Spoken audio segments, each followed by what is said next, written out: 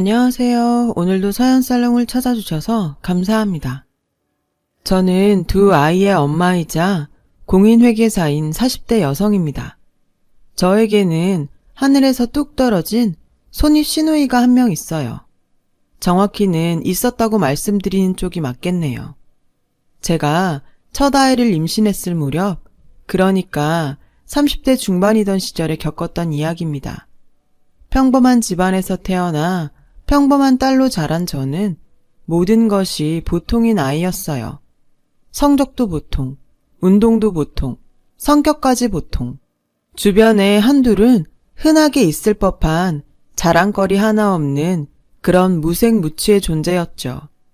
남들이 그러한 것처럼 청년 실업의 무게를 평범하게 체감하고 있을 시에도 그랬고, 남들 다 그러는 것처럼 평범하게 연애를 하고 있었습니다. 공인중개사 시험을 준비하고 있던 남자친구는 보통스러운 저와는 완벽하게 반대되는 인물이었어요. 성적도 최고, 운동도 최고, 외모는 뭐. 그때는 이뻤어요. 진짜로요. 지금도 나이치고 나쁘지 않습니다. 콩깍지인지는 잘 모르겠지만요. 무엇보다 남자치고와 저는 집안 배경이 너무도 다르더라고요. 들어보니 대대로 물려져 내려오는 땅이 제법 된다더군요. 저는 그 이야기에 꿈이 그래서 공인중개사구나 싶었습니다.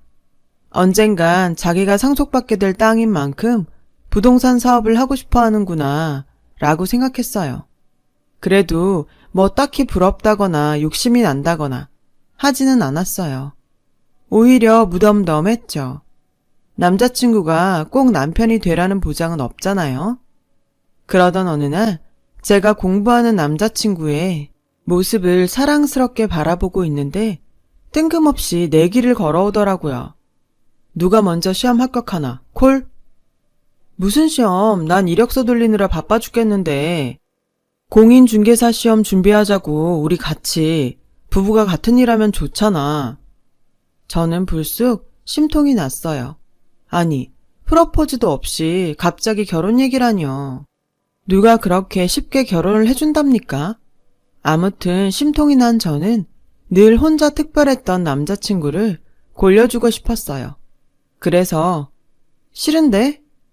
그러지 말고 자기야. 내가 도와줄게. 응? 됐어. 난 공인회계사 시험 볼 거야. 갑자기 무슨? 공인중개사는 자기한테 밀리는 기분이라서 싫고, 공인회계사도 어쨌든 공인 비싼 글자 들어가잖아?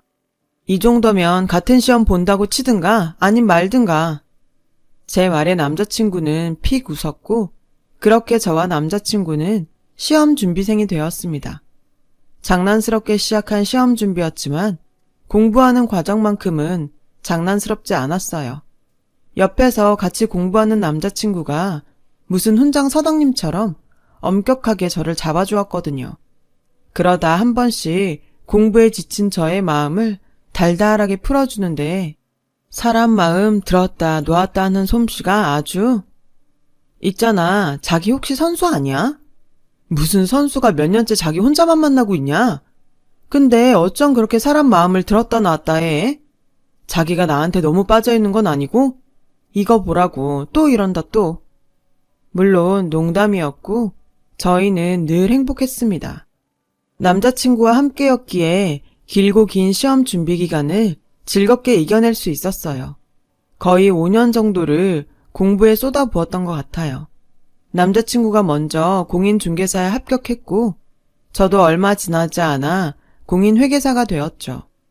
제가 합격 통보를 받던 날 저희 커플은 자연스럽게 양가 부모님을 모셔 상견례 자리를 만들었습니다.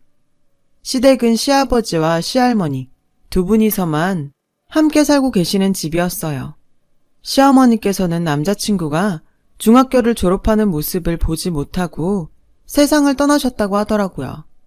상견례 자리에서 시아버지께서는 그동안 해왔던 당신의 역할을 저와 남자친구에게 넘겨주시고자 한다는 뜻을 밝히셨어요. 들어서 알겠지만 너희 시할머니가 가진 재산이 꽤 된단다. 그걸 맡아서 관리해주지 않으렴? 말씀 감사합니다, 아버님. 그치만 저희는 아직 너무 이르다고 생각합니다. 공인회계사라며 남편 될 사람은 공인중개사고 나보다 너희가 낫지 않겠니? 아버님께서도 그동안 훌륭하게 해오셨다고 들었습니다. 아서라, 천성이 셈이 밟지를 못한 위인이라 내가 얼마나 버거웠는데. 그래도 저희에게 갑자기 일을 넘겨버리시면 적적해서 어쩌시려고요. 어머니 챙기면서 살림이나 해볼까 싶어. 왜? 살림하는 시아버지 별로니? 자식을 보면 그 부모가 보인다고 하죠. 시아버지와 시할머니 두 분 모두 좋은 분이셨어요. 그래서 저는 시집살이에 대한 걱정 따위는 전혀 없이 시댁에 신혼방을 차렸죠. 저와 남편은 그동안 시아버지께서 해오셨던 시할머니의 자산관리를 도맡게 되었어요. 개인적인 직업을 가지면서 겸사겸사 관리를 해드릴까 싶었지만 그럴 수가 없었어요. 토지에 건물에 저희 부부의 관리가 필요한 영역이 워낙에 많고 넓었던 데다가 마침 허니문 베이비까지 생겼기 때문이었어요. 시아버지와 시할머니께서는 임신한 저를 무척이나 아껴주셨어요. 흩어져 있던 시할머니의 재산은 저와 남편의 전문적인 관리 아래 명확하게 정리가 되었고 조금씩이지만 아주 안정적으로 늘어나게 되었어요. 처음에는 살림살이에 서툰 모습을 보이시던 시아버지께서도 솜씨가 점점 늘어나셨고 덕분에 저희 집은 남부럽지 않을 만큼 늘 깔끔한 모습을 유지할 수 있었죠. 새집처럼 반짝반짝까지는 아니었어도 가사일 도와주시는 여사님께서 전문적으로 관리하는 집안의 모습 정도는 되었습니다. 딱 그 무렵이었어요. 세상 뭐 이런 인간이 다 있나 싶은 손이 시누이가 하늘에서 뚝 떨어진 사건은요. 사건은 어떠한 조짐도 없이 너무나도 갑작스럽게 들이닥쳤습니다. 저와 시댁 식구가 화기애애하게 저녁을 먹고 있는데 웬 여자 하나가 킁킁 냄새를 맡으며 집으로 들어오는 게 아니겠어요? 맞아요. 문제의 배다른 손이 시누이의 등장이었죠. 첫 인상부터가 안 좋은 쪽으로 아주 특별한 인상의 시누이였어요. 아니 글쎄 본인의 존재도 모르고 살아온 가족 앞에 나서면서 인사 한마디, 소개 한마디 없이 대뜸 이러더라고요. 집안에 바이러스가 덕지덕지 앉았네 아주. 실례지만 누구세요? 그러는 너는 누구세요? 이 집 며느리 되는 사람인데요. 그때까지만 해도 저와 시댁 식구들은 그 여자가 누구인지조차 몰랐습니다. 이어지는 그 여자의 말에 온 집안이 발칵 뒤집혔어요. 여기서 좀 지내도 되죠? 나도 우리 엄마 딸이니까. 그 여자의 주장은 이랬습니다. 돌아가신 저희 시어머니께서 시아버지와 결혼하기 전에 만나던 남자 하나가 있었는데 그 남자가 본인의 아버지며 돌아가신 시어머니는 본인의 어머니다. 이야기를 들은 시아버지께서는 생전 처음으로 고함을 지르시며 문이 부서져라 방에 들어가 버리셨고 며칠 내내 물 한 모금 드시지 않으셨어요. 저는 남편과 시할머니에게 친자검사를 한번 해보자고 제안했어요. 갑작스러운 상황을 도저히 믿을 수가 없었던 데다가 자신이 남편의 배다른 누나라고 주장하는 그 여자의 첫인상이 영 불길했기 때문이었습니다. 그런데 검사 결과가 나오는 순간 저희 집은 또 한 번 발칵 뒤집히고야 말았습니다. 제 남편과 그 여자 사이의 관계는 목에 99.999% 의심의 여지조차 없는 배다른 형제 관계였던 거죠.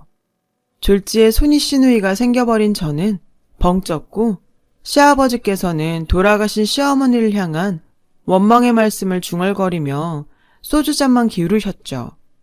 그때 늘 조용조용 집안의 모든 일을 자식들에게 일임하시던 큰어른 시할머니께서 시아버지께 소주 한 잔 따라주며 가만히 말씀하셨어요. 받아주자. 나도 며느리가 원망스럽지만서도 며느리도 엄연히 자식이야. 며느리가 자식이면 내 새끼도 되는 거란다. 다음날 시아버지께서는 제가 서툰 솜씨로 끓여드린 해장국 한 그릇을 맛나게 싹싹 비우시고는 그 여자를 자식으로 받아주었습니다. 사연이 사연이니만큼 친자식처럼 대하겠다는 약속은 못하겠다. 다만 차별까지는 하지 않으마. 동의가 되면 이 집에 머물러도 좋아. 그렇게 모든 입장이 정리되는 듯 했어요. 집안 어른들의 뜻에 따라 남편은 배다른 누나의 존재를 인정했고 저 또한 배다른 손이 시누이로 받아들였죠. 배다른 시누이를 정말 편견 하나 없이 아주 잘 대해 주었어요. 그러나 저희 식구들은 시누이와 결코 하나가 될 수 없었어요. 짐을 챙겨 저희 집으로 들어온 바로 그 순간부터 시누이의 거북한 행동이 시작되었거든요. 시누이는 아주 극단적인 결벽증 환자였어요. 그녀가 집에 있는 한 저희는 식탁에 된장, 고추장 같은 발효 음식이 올라오는 일은 상상조차 하지 못했죠.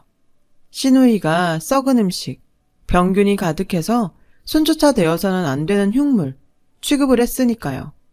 그냥 꺼려하는 정도가 아니라 접시째로 음식물 쓰레기통에 처박아 버리고는 살갗이 벗겨지겠다 싶을 정도로 손을 박박 씻어댔어요. 식탁에 있던 식기들까지 갖다 버리는 것은 덤이었고요.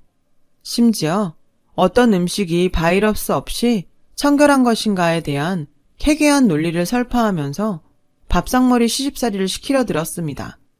아랫사람인 제가 들어도 기분 나쁠 시집살인데 그것을 당하는 당사자는 시아버지였어요. 업신여김을 당하는 시아버지의 모습을 저는 참을 수가 없었어요. 저기요 형님, 해도 이건 좀 너무한다는 생각 안 들어요? 내가 뭘? 이게 다 위생적인 식습관을 위한 건데. 피가 섞여 있건 아니건 간에 언니가 아버지로 인정을 했건 안 했건 간에 어쨌거나 거두어 주신 은인이잖아요. 그런 분께 이런 행동을 보이는 건 도리가 아니잖아요. 이런 행동이 뭔데? 동서도 나를 결벽증 환자 취급하는 거야 지금? 솔직히 말씀드리자면 죄송하지만 아니라고는 못하겠네요. 겨우 그 정도 가지고 손윗 사람을 결벽증 환자 취급했냐고 하실 분들 분명히 계시겠지만 이어지는 이야기를 들으시면 아마 저를 이해하고도 남으실걸요. 시누이는 새벽나절부터 매일같이 대청소를 해댔어요. 그냥 대청소가 아니라 집안의 가구를 싹 드러내고 하는 본격적인 대청소였어요. 아주 독한 화학약품 냄새가 풍기는 청소용 약품을 온 집안에 뿌려가며 거의 신축 건물 입주 청소 수준으로 해댔습니다. 그 청소가 새벽나절부터 시작되었던 탓에 저와 시댁 식구들은 잠을 설치기 일쑤였어요. 시할머니께서야 원래 동이틀 무렵이면 산책을 나가셨다가 노인회관에서 친구분들과 하루를 보낸 후 저녁 식사 시간이 되어서야 돌아오시는 분이셔서 큰 걱정이 없기는 했습니다만 문제는 결코 적지 않은 연세이신 시아버지와 임신 초기였던 저였어요. 저와 시아버지는 하루하루 지쳐갔어요. 청소가 끝난 다음에 낮잠이라도 자면 되지 않느냐고요? 불가능한 일이었어요. 새벽나절부터 시작된 아침 대청소가 끝난 다음에는 점심즈음부터 오후 청소가 시작되었으니까요. 그놈의 오후 청소 역시도 아침 청소와 똑같이 입주 청소 수준이었죠. 그러다 보니 한 달치 수도세가 거의 1년짜리 수도세만큼 나오더라고요. 기가 찼어요. 무엇보다 그 독한 청소약품 냄새가 임산부인 저로서는 도저히 가만히 있을 수가 없었어요. 그래서 날 잡고 한 소리 했죠. 저 임산부잖아요. 화학약품 냄새 해로운 거 모르세요? 해롭다니? 얼마나 청결한 향기인데. 그리고 너무 주제넘게 구는 거 아니야? 내가 네 남편 누나 되는데. 그래요. 저야 그렇다 치자고요. 근데 이건 해도 너무하잖아요. 뭐가? 시아버님 매일 속상해하세요. 당신 살림솜씨가 오죽 변변찮았으면 이렇게까지 하겠냐면서요. 변변찮긴 하더라. 더럽고 냄새나고. 아직 뭘 잘 모르나 본데 시아버님 살림에 재미 붙이셨어요. 집안에 시아버님 정성 닿지 않은 구석 하나 없는데 지금 그걸 무시하고 짓밟는 거라고요. 제발 적당히 좀 하세요. 적당히.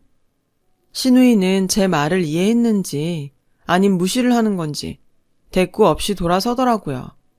그리고 바로 다음 날 문제의 사건이 터져버렸어요.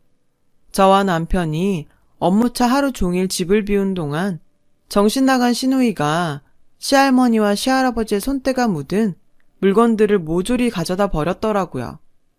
저와 남편은 그 사실을 시할머니와 시아버지께서 알게 되시기 전에 온 동네를 쏘다니며 물건들을 되찾아왔습니다. 그리고는 시누이에게 경고했어요.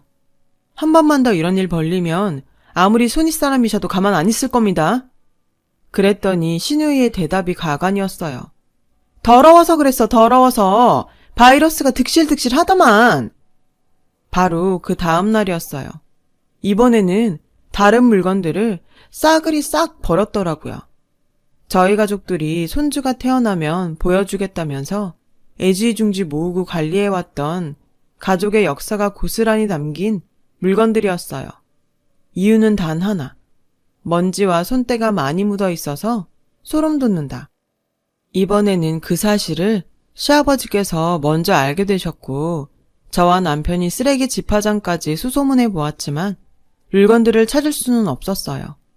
당연히 가족들은 분노했고 제가 총대를 메고 시누이의 앞으로 나섰어요. 시누이의 짐들을 그녀 앞에 내팽개치며 쏘아붙였습니다. 나가세요. 우리는 당신 같은 가족 둔 적 없어요. 시누이는 저희 남편과 시아버지에게 구원의 눈빛을 보냈지만 단호한 시선만 돌려받을 뿐이었어요. 잠시 이도저도 못하던 시누이는 뜻밖의 말을 꺼냈습니다. 임산부 이렇게 내쫓으면 벌 받는데. 남편과 시아버지의 얼굴에 망설이는 기색이 스쳐갔습니다.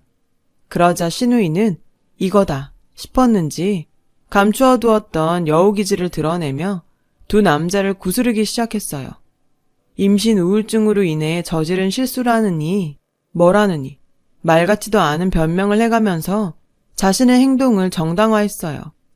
남편과 시아버지께서는 그 말을 완전히 신뢰하지는 못하는 모습을 보이는 한편으로 배다른 식구를 받아주었을 만큼 천성이 너그럽고 유순한 사람들이었던 탓에 시누이의 변명에 어물쩍 속아주기 일쑤였어요.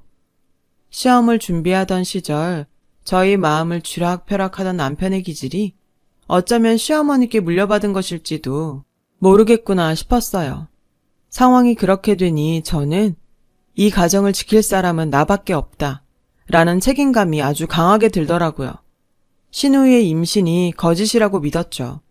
무엇보다 아무리 임신이라고 하더라도 그래서 우울증 때문에 물건들을 버린 실수를 했다고 100번 양보해서 눈 감고 넘어가 준다고 하더라도 극단적인 결벽증 행위는 임신으로는 도저히 설명이 되지를 않는 그런 거잖아요. 뻔하죠. 임신 핑계로 살살 구슬려가며 버티다가 출산할 즈음에서 유산했다. 한마디로 퉁치고 유산에 대한 책임을 핑계로 두 남자를 또 휘어잡으려는 속셈이라는 거. 물론 같은 여자와 임산부 입장에서 설마 임신을 무기로 삼을까 하는 의문이 있었던 것도 사실이에요. 그렇잖아요. 세상이 어느 세상인데 쉽사리 임신 공격이라니요. 확신이 필요했고 슬쩍 떠보았어요. 아이 아버지 되시는 분 집에 한번 모시고 오지 그러세요? 누구? 왜 놀라고 그러실까? 아이가 있는데 아버지가 없지는 않을 거잖아요. 그 순간 저는 늘 뻔뻔하던 시누이의 눈빛이 흔들리는 것을 포착했어요. 반쯤 확신한 저는 쐐기를 박았어요. 그쪽 집안 어른분들께서는 뭐라 그러세요? 결혼 허락은 받으신 거죠? 시누이는 제가 말을 마치기 무섭게 할 일이 생각났다면서 마당으로 뛰쳐나가더라고요. 쫓아가 보니 시누이가 장독대에 담긴 장들이 잘 익었나 살피고 있는 것이 아니겠습니까? 평소 더럽다는 이유로 근처에 가기조차 꺼려했으며 언제 갖다 버릴까 호시탐탐 제 눈치만 살피던 그 장독대와 장들을 말이죠.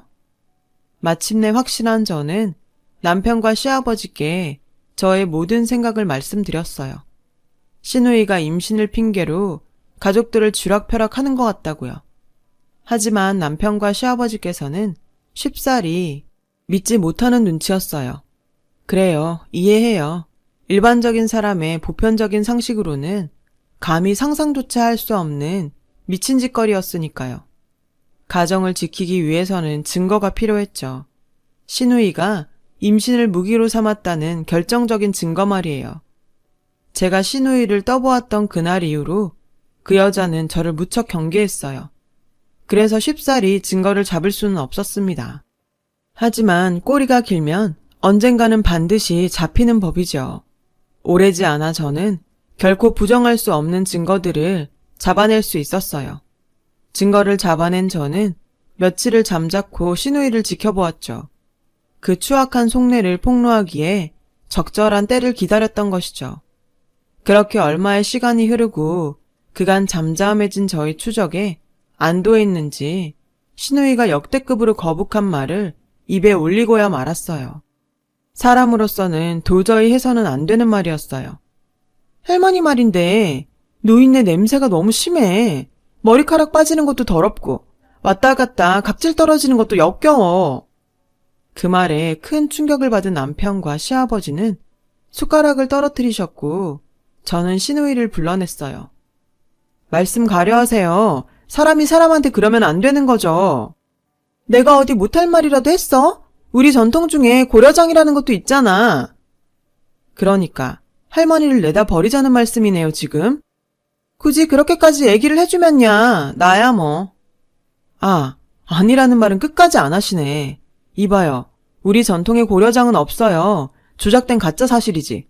그리고 저희는 할머니 끝까지 모실 겁니다. 이게 어디서 겁도 없이? 내가 아무것도 모르는 줄 아나 진짜. 좋은 말로 할 때 얌전히 집에서 나갑시다. 예? 여자는 끝끝내 저희 집에서 버티겠다는 뜻을 내비치더라고요. 그날 밤 때가 되었다 싶었던 저는 남편과 시아버지 앞에서 그 여자의 추악한 모습을 증명해내었어요. 저는 그동안 제가 포착해온 증거들을 펼쳐내며 임신 아니야, 확실해. 저 여자가 우리 가지고 노는 거라고 지금. 무슨 소리야. 알아봤는데 그 여자가 맨날 뿌려대는 청소약품들 그거 엄청 독한 거래. 전문가들도 복장이랑 마스크 없이는 사용하지 않을 만큼. 일반 사람들한테도 그만큼 해로운 약품인데 그 여자가 진짜 임산부였으면 맨손에 마스크도 안 쓴 채로 펑펑 뿌려댈 수 있을 리가 없잖아. 보통 사람 같으면 그랬겠지. 근데 결벽증에 눈이 멀었을 수도 있잖아. 그냥 결벽증도 아니고. 보통 사람 아닌 거 알잖아. 할머니를 내다 버리자니. 그게 어디 사람 입에서 나올 말일까? 그리고 이거 보면 임신 맞다고는 절대 못할 거야. 저는 준비했던 비닐봉지를 꺼내놓았습니다. 그 안에 결정적인 단서가 담겨 있었죠. 정 궁금하면 열어봐도 되는데 보지 않은 걸 추천해. 대체 뭔데 이래? 생리대야. 피 묻어있는 거 그대로. 진짜? 정말? 내가 화장실에서 직접 찾았어. 생각해봐. 할머니는 폐경이시고 당신이랑 아버님은 남자고 이 집의 여자는 그 인간이랑 나밖에 없는데 나 임신한 건 확실하잖아. 그럼 이건 누구 걸까? 그제야 그 여자의 흉흉한 민낯을 모두 깨닫게 된 남편과 시아버지는 한참을 한숨만 퍽퍽 내쉬었습니다.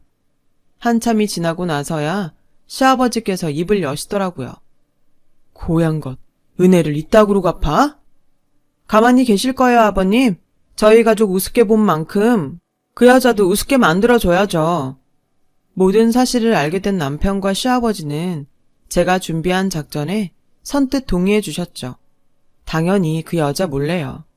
그렇게 저희 식구들은 화장실 작전을 펼치게 되었어요. 작전의 날이 밝았죠.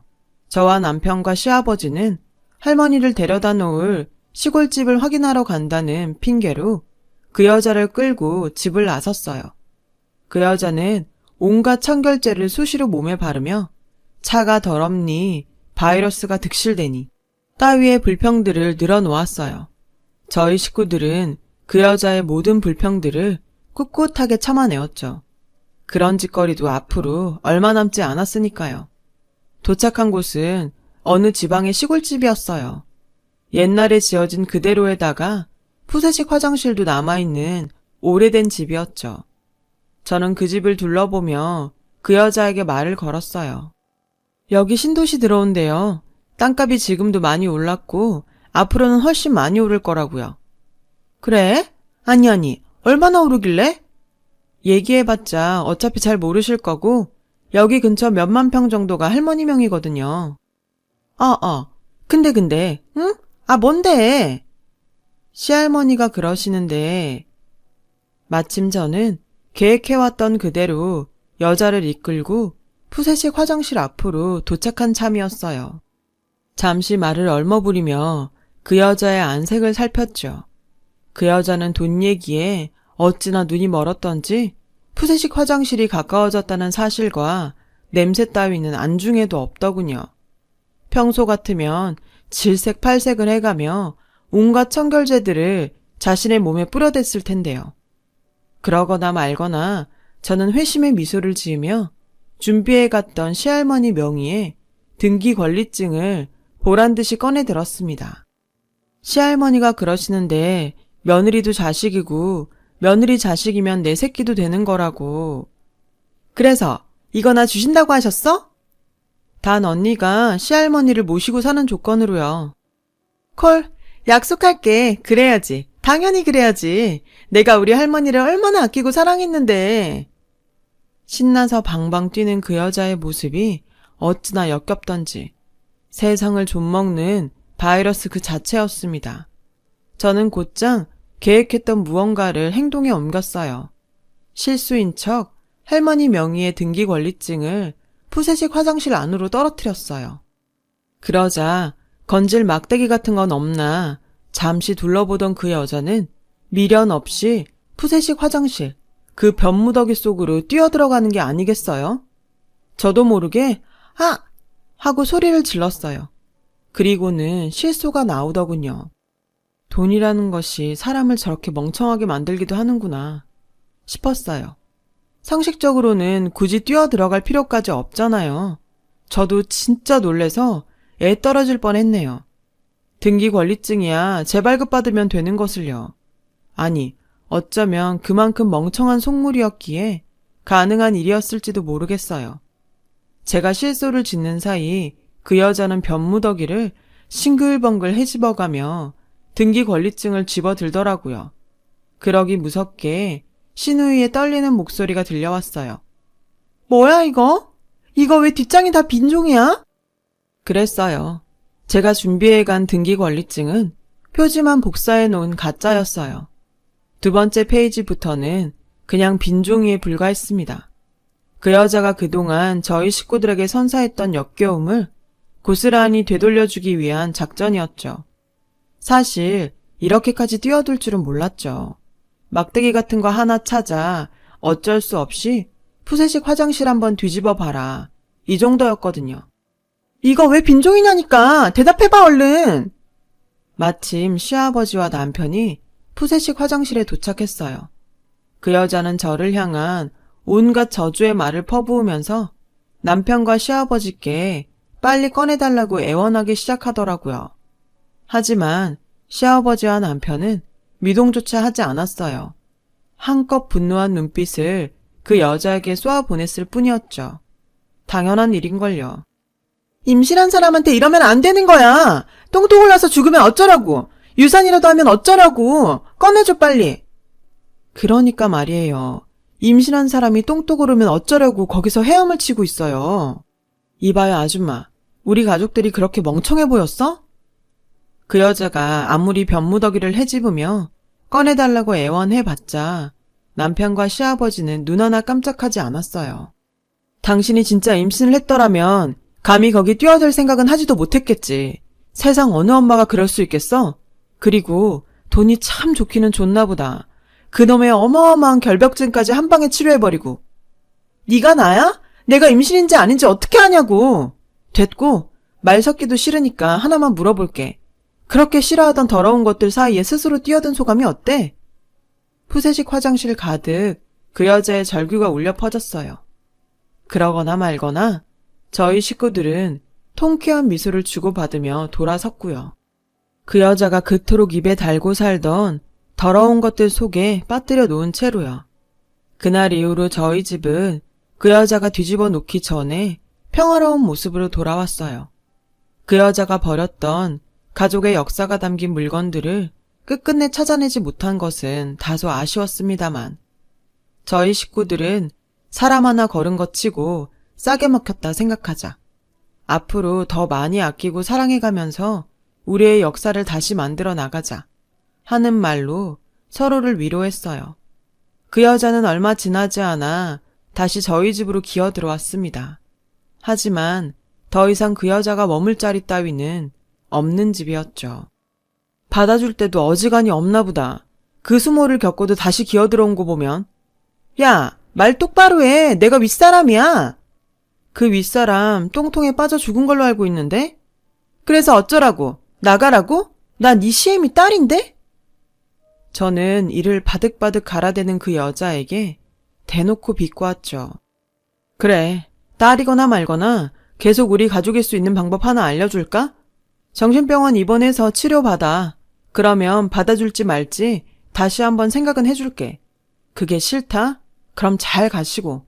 가는 길에 너 좋아하던 방향제 한번 뿌려주고 가면 고맙겠네. 누구한테서 썩은 똥내가 진동을 해서. 그 여자는 그 길로 집을 떠났고 다시는 돌아오지 않았어요. 저는 마침내 저희 집을 지켜내었죠. 더 이상은 자랑거리 없는 무색무취의 존재가 아니게 되었어요.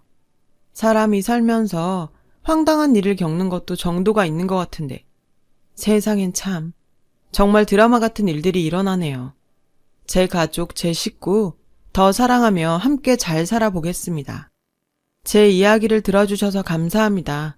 들어주신 모든 분들 행복하세요.